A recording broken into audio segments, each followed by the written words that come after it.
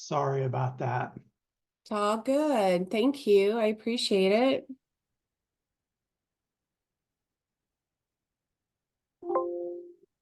Completely appreciate it. Thank you.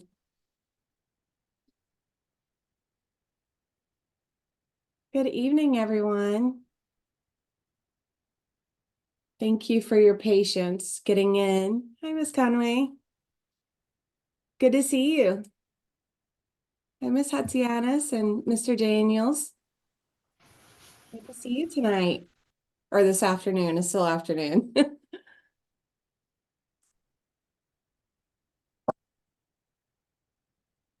We'll give it a few minutes just to see if we can get a few more people. Hi, Mr. Hatzianis. Good to see you too. Not used to seeing you in that pink background, but good to see you.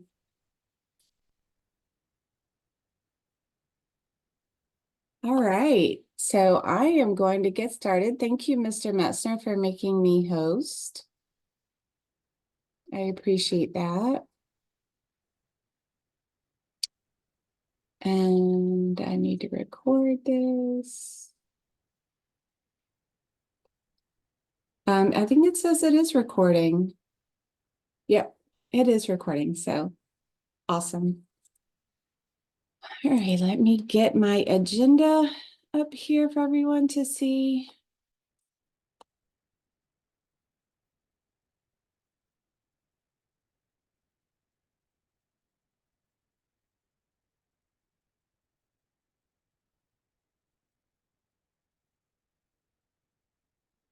All right, teachers, some of this is going to be repeat from today. So our agenda for today is we're just going to talk about, I have some really great news. Families, we did receive a school grade for last year. There was a bit of a hold up for it because we only had 93% of our kids tested. So we had to also verify data for the state, but I am excited to say that I got a phone call yesterday with the statement that we had earned ourselves a B from last year. So we had gone up a letter grade from a C to a B from last year. So I'm super excited about that. I don't have all the details. I told the teachers today, I don't have all the details yet, but as soon as I do, I will be very happy to share. So hopefully that is something I could share in my next newsletter. I mean, my next communication to families. So very, very excited about that. The teachers and the students worked very hard last year. And that was the news I was waiting for yesterday. So it came a little sooner than I anticipated. So very happy about that. So Ms. Conway, I'm going to let you go first. So if you did not want to stay the whole time, do you have any reports from DAC from the last DAC meeting? Hi, everybody. Yeah, thank you. So the last DAC meeting was January 31st, and we talked about the student code of conduct. They're working on simplifying and combining the elementary and the secondary codes. They have made the levels 1 through 5 are now aligned with state codes, and they're moving some things around. For instance, like the threat towards a teacher is now moved up towards a level 2 offense. So just making some changes there. They're going to meet with the community, get input, make any changes by April of 2024, and hope to have it fully finalized by May of this year. And our next meeting is actually next week, and it's going to be on School District of Lee County staff retention. So if there's anything anyone needs to bring up at the DAC meetings, then let me know. And that's it. I think Mr. Daniels, he has his hand raised, so I'm sure he has something. Yes, Mr. Daniels, you didn't talk today at the faculty meeting, so how are you? Well, I was having some technical issues this morning with the outages for the one phone company. Yeah, I had the same. I received a ton of text messages this afternoon that finally came through. I'm supposed to be going to a code of conduct meeting on the 27th, where we'll be, discussing some of those changes in depth. Can I ask why there was an interest in combining the elementary and the secondary? Just because I mean, those are two very different kinds of child.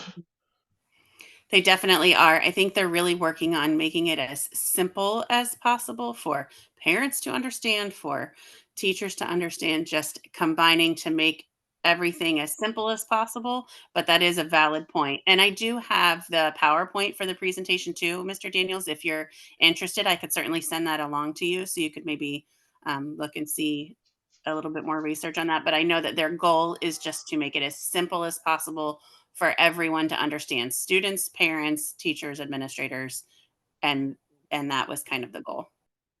Absolutely. I'll give you my email in the chat box. Sounds good. And it seems like the code of conduct is always a work in progress. I don't know. I mean, when I first started teaching way back 26 years ago, the code of conduct didn't change, I would say, for the first 15 years. And now it seems like it changes every year. So it's always interesting evolution of things, you know. So I am going to stop screen sharing and we're going to go into, well, first and foremost, thank you, Ms. Conley, for that information.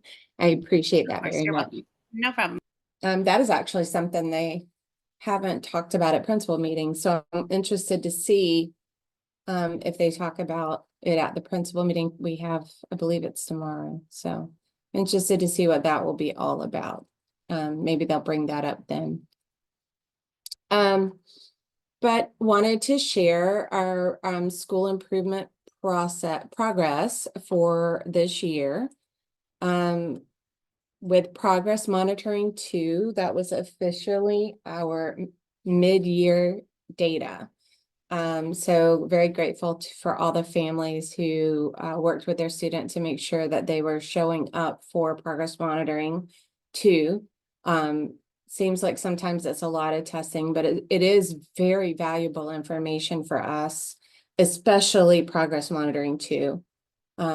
Progress monitoring 1 just kind of gives us that beginning of the year look at kids and how the class as a whole is performing and what maybe they already know, so that when we're planning our pace charts or we're planning instruction, we can look at that to kind of guide where we need to spend more time, right? In our curriculum and with live lessons and with the instruction.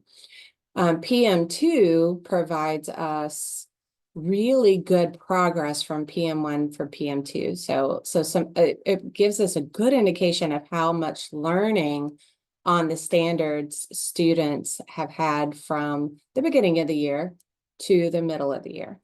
And then we also, Ms. Conway and Mr. Hatsianis, you probably don't know this, but this year our district put into place something called the accountability website, which has current up-to-date data on a daily basis. So when students withdraw, the data changes slightly. So all year, our end of year goal for every grade level and every subject has been changing depending on if a child withdraws or not. So here is where PM2 is the last testing that we just did. And this is what I shared with teachers today. Prior year is how many students were proficient last year on last year's assessment. PM1 is the beginning of the year. PM2 is the middle of the year. And then EOI just means end of year goal. So you can see for ELA, I'll just walk you through one of them.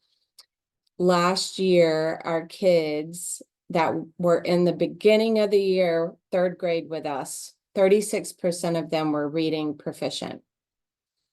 PM1, so that's new standards to them.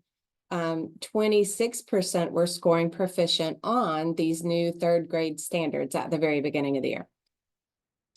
And then PM2, 65% of them are scoring proficient. And then the end of year goal is 73%. We only have 20 3rd graders. So it is literally a matter of about 1 or 2 kids. Oh, I'm so sorry. I wake up so early that by the time I hit 5 o'clock, I'm yawning, so I apologize.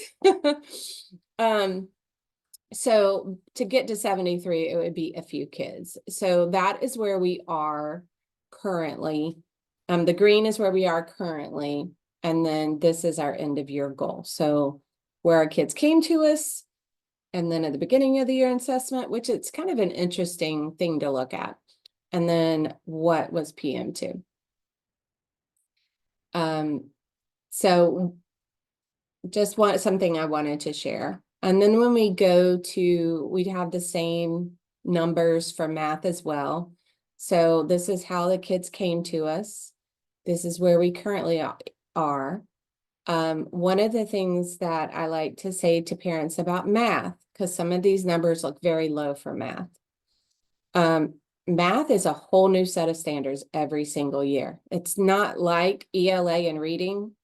ELA and reading kind of builds on it's the same standards. It's just a little bit more rigorous every single year, or a little bit different.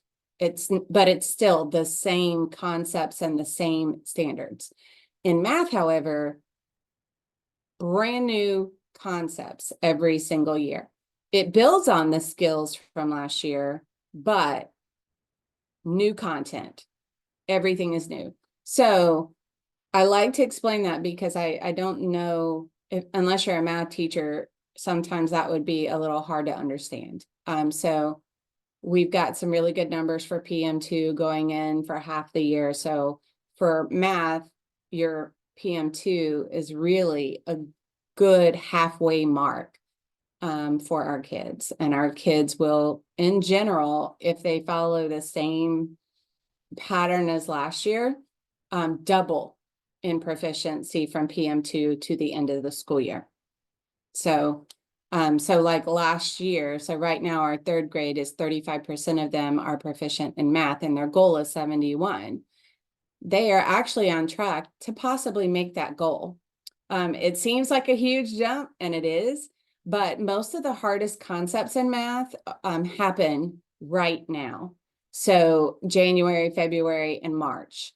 So that's usually when geometry is happening, that the more difficult algebraic reasoning, fractions, all of those higher order math skills are happening right now. So, of course, they're not going to have the higher order things on PM2 just because they haven't been taught all of the material yet.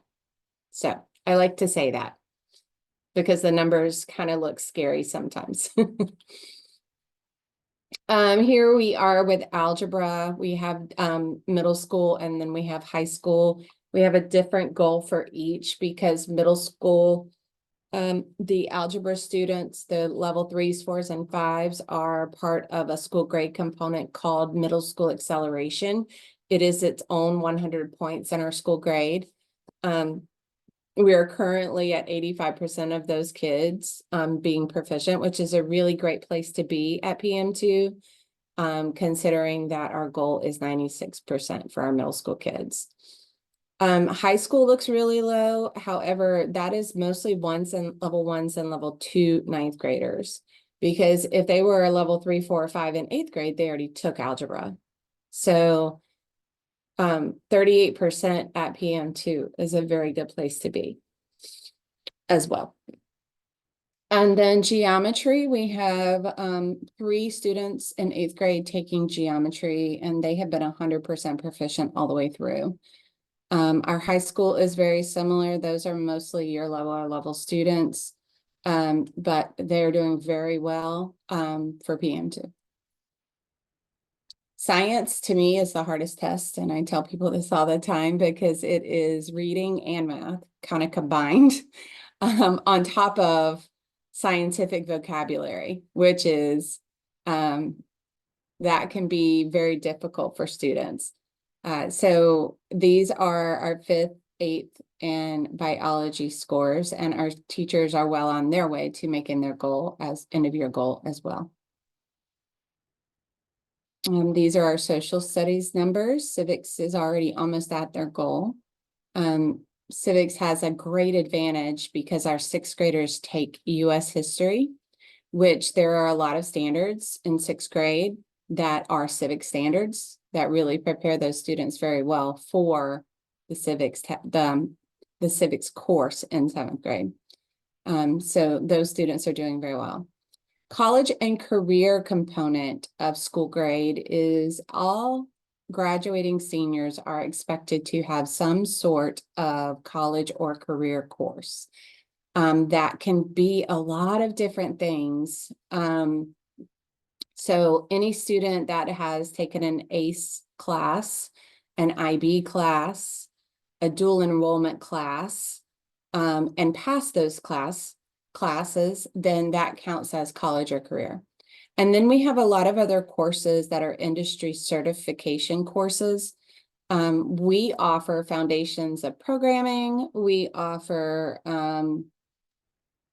entrepreneurship, and we offer digital infotech as our industry certifications. So that would mean that a student has to take that course and then pass that test to receive that college and career credit. So that is the percent of our seniors that have completed it. At this point, we have 84% of our kids that have completed, our seniors that have completed a course. The other students are in a course currently. Most of them are probably they are in Tools for Success, which is a dual enrollment course. So we feel we will be at our goal at 95%. And then our graduation rate, which is always something exciting for me. I love when our students make it to that finish line. And that's where we are currently, is at 94% of our kids are on track. Our goal is 98%. We still have a few more months to get them there, and we're working really hard to get them there. Really, at this point, it is only, students that might not be on pace, or students who have not completed a graduation component, such as a test. So right now we have one math student who has not earned their math graduation component. And that is just because they have not been able to be proficient on that algebra EOC yet. Hopefully that will happen. We have 3 that are going to be taking the ACT and the SAT very soon for the language arts component. So there's a total of 4 kids that have not met a testing requirement, but other than that, the rest of them have. And I believe we have a class of 98 kids, so there's 94 of them that have. So our graduation rate last year was 98%, and we want to keep it right there. And that's what we're working towards, and making contact with the few students that still have those components to make on a regular basis. So was there any questions about anything on our progress currently?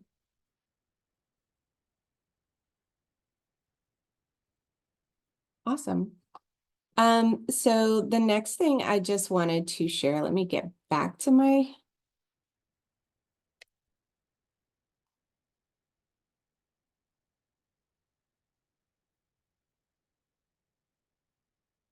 agenda.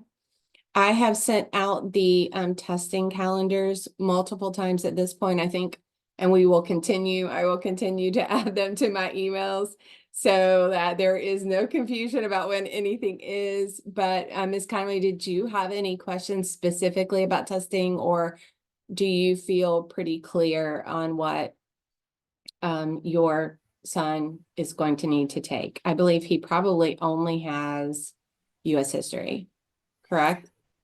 And algebra Oh, and algebra. Okay. yeah. Okay. So my oldest is done, I think, Okay. because he's fully dual enrolled. But my youngest, I think I'm clear. I did have one question, but I don't know if this is a you question or a math teacher or what. He's in 7th grade, but he's taking algebra. He has to take the algebra EOC, not the 7th grade math, correct? Correct. Yes. Okay, and that's good. That's what I figured, but just want to make sure. That's a great question. And you know what? Maybe that is something I need to add in there. If I think that would be students- good for clarity Yeah. purposes, because I thought that that was probably the case. That's been my experience with my eldest, but I just wanted to make sure nothing had changed and that he didn't miss anything. So if I'm questioning that, then probably other parents are too. I would agree. Thank you. So yeah, I will clarify that. I had decided to start sending those, because I feel like I get the same questions over and over. And so I've already started really enjoying sending these emails because I'm getting parents asking questions back, right? I think it's good. Yeah. And it's giving me a better understanding of what parents don't know. Mhm. There's some things I didn't know that they didn't know. So Right. any feedback as a parent that you have too, please let me know, because I want to try to do the best I can so that they are clear.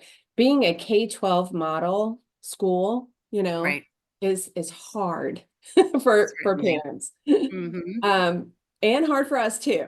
So to keep it all straight, because there's so Sure. many different components. So I already am enjoying that. So if there is anything you think parents need to know, let me know. Okay, Okay. I certainly will. I certainly think I like the communication with you directly coming from you to the parents. I think that that's good because that I mean, we run the gamut, of course, as any brick and mortar school does too, but we have the super involved parents that know exactly what's going on, and we have parents that probably don't know as much, and sometimes I'll run into them and they'll say, "How do I even talk to somebody at the school?" Or, "Oh, we have a principal," and, anyway, so I think Right. that, No, I agree. It's coming from you directly opens that line of communication for them to be able to then ask questions that they wouldn't otherwise maybe seek out and know how to ask, so I think that And that's I've great. had parents say to me, I get a lot of school messengers, and most of the time I don't even know if they apply to me, right? Mhm, So mhm. because they may not have enough detail in there to know, does this even Right, apply? right. So that is something that, that's one of the reasons I decided to start directly emailing. I think Um, that's great. in brick and mortar, I was standing out at the parent pickup line every single day. So I saw Right, parents all the time, right. at events, at all kinds of stuff. And so I am liking this already because I do feel more connected with families. So I think it's a great thing. I thank appreciate it. you. Thank you very much. I My last little thing is just the days that students are not technically working. Um, just adding that down there, and I'm gonna add that to my next parent email as well, just so that they know these are days where students do not have to do attendance. I think sometimes that gets a little confusing too. What days are attendance, what days are not with the school calendar. So I'm gonna add those into the next email on Monday as well. So that is literally all I had today. Is there anything, Ms. Conway, you think you'd like to know for the next time we meet? I will be talking a little bit more in depth about the days of testing coming up because it is March. I have March 29th, so it will be, oh, it can't be March 29th. March 28th. I'm wrong. It's March 28th. But that will be right before the writing test. So I will be providing a little bit more guidance about safety, how we're getting kids in and out, and just talking a little bit more in detail about that assessment, because that will be a new component for students and families this year. Great. I think my only thing, and it's an ongoing struggle over the years, but would be to how to get more parent involvement in these Mhm. meetings. Because when you look at, I think technically, and I may be very wrong, but SAC is supposed to be majority of non-district employees, which is Right. difficult when you don't have parents that show up. So I think that anything that we can do to get some more involvement would be wonderful. But I know you're good about sending out reminders, and I mean, I know they're aware that there are meetings happening. Well, I But also one of the things I had been thinking about is sending out an email in a little survey asking when is the best time for them to attend. right. So when I was at brick and mortar, I used to do coffee with the principal every other month, and Hmm. we would do a morning and then we would vary the times. But, Right. and most of the time I probably had the same families. It was the same, 10 to 12 families. Right. But at least it did offer other times, and there would be some people who would show that weren't there the time before, or vice versa. Mhm. So I don't know, a survey might be a good idea for this population, just to see when would they be more willing, or would they Right. like to have some in person? I don't know. I know that the coffee with the principal was always, they liked it because we had breakfast foods and coffee and milk and, things like that. I would just be afraid in that kind of forum, you would take your time and set up and be ready, Yeah. and no one would come, and that would be a waste of your time also, I so, found um even there, after parents got used to using Zoom, that there right, would be more show up on Zoom. sure, certainly. So, the evening ones became more after, during COVID. I mean, before COVID, the morning ones were more, had more parents, because Mhm. mostly parents from parent pickup or parent drop off would stop and stay Right, and come right, in. right. And then after COVID, after people had gotten used to Zoom, then Zoom was more popular. So, Mhm. um, but I do think I'll send out that survey, especially about times, because I think that that might be helpful to see if more people would be Yeah, willing to I don't know if show. people are just getting off work at this time and aren't able to I come, or agree. like I agree. I have been keeping it this time because that's what the time has always been. So, sure, but I'm happy to do later if I need to. That is not a problem.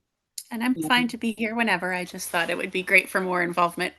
I agree. And I appreciate you being here. Thank you Of course, so much. no problem, So thank you, guys. we appreciate your feedback as well. Mr. Daniels and Ms. Hatsianis, thank you so much for being here too. It's always good to see you both. So, and Mr. Hatsianis, he's still there.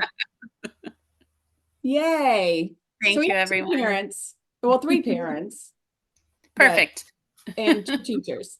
perfect. You all have a wonderful evening, and thank you for your time.